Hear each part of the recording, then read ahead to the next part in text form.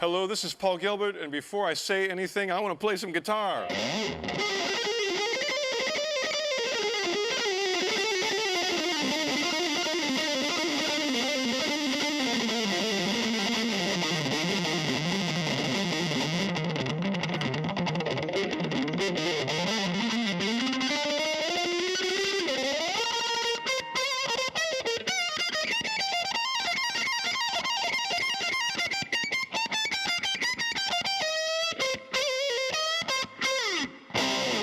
There we go. Now I'm ready to talk. So here I am. I'm in Paris right now, about to do a Mr. Big show tonight. We're on tour in Europe, and I'm having a really good time playing all the Mr. Big songs. You know, we got like...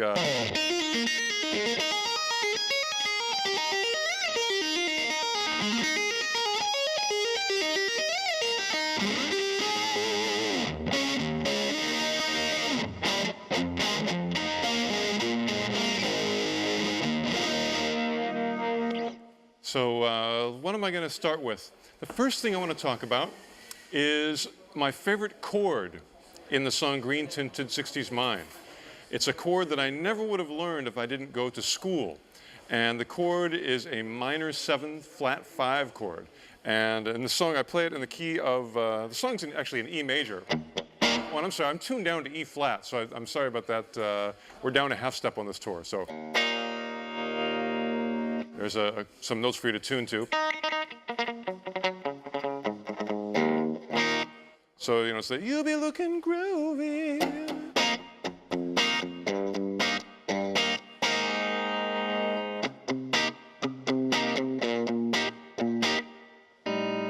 And this is the magic chord. It's a B flat, which I play with my thumb. And then I play this shape with these fingers. So it looks a lot like a C minor chord. But the bass note drops down to that B flat, and I love that sound. That's a big ingredient in a lot of great pop songs. Paul McCartney uses that all the time. Brian Wilson uses that in the Beach Boys songs, and I stole it from them and used it my own way in Green Tinted 60s Mind. So again, the voicings I'm using is, that was a chord I learned when I went to GIT. It's a C sharp minor 7th. And it allows me to easily drop the bass note down to the B. That would be a slash chord, and not Slash from Guns N' Roses, but slash, hey, quiet, I'm doing an interview. Thank you.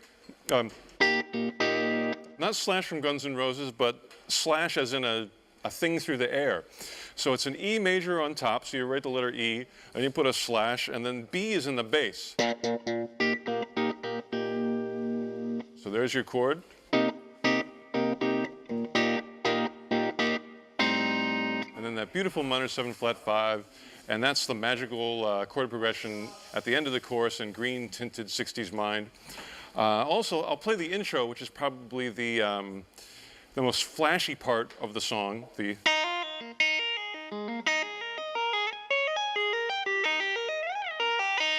The challenge about this is your eyes have to go the opposite direction, because your hands sort of start going out from each other, and it's, you can't really keep your eye on both of them. So it took me a lot of practice to be able to do this. Let's see, I'll just do it really slow. It's in the key of E major again. And I'm just trying to outline the chords.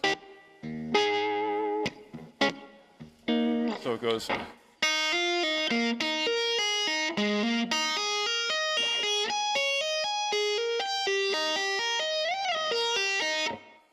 And it's got a little slide at the end there.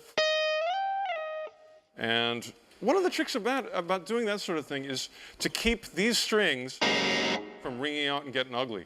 So one thing I do is let me see what I do. How do I keep that clean? I guess you can use this part of your hand to mute the strings. But I'm not really doing that live. What am I doing? I guess I'm actually using more of this. And, you know, it might make a little bit of a swing kind of sound, but if you're careful, it won't be too bad.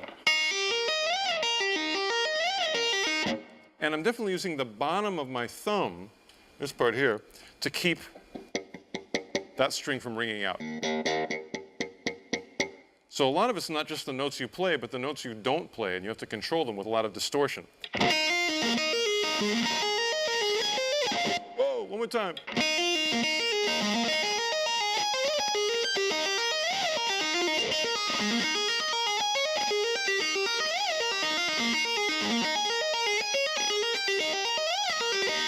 There we go, nice and clean. All right, we're back. Colorado Bulldog is a Mr. Big song with an insane intro and outro. And the way it developed is I was doing this lick as a left-hand warm-up. It was all pentatonic, and people when they play pentatonic usually play it like this. But I wanted to do sixes, like, you know, 1, 2, 3, 4, 5, 6, 1, 2, 3, 4, 5, 6, that kind of thing. And I could only get it, I mean, you can get pretty fast that way. But I wanted to get more of a legato sound, and I wanted to use a different technique. So I decided to finger it totally different. So instead of the 2-note per string, I did a 3-note per string.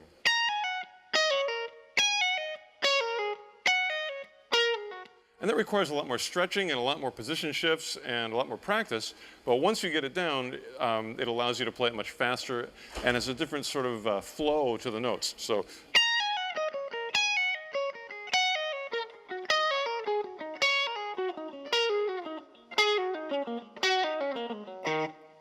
that was my exercise. I used to sit there backstage before Mr. Big shows in the old days and just play that over and over again to try to warm up my left hand. So let's do that a couple times.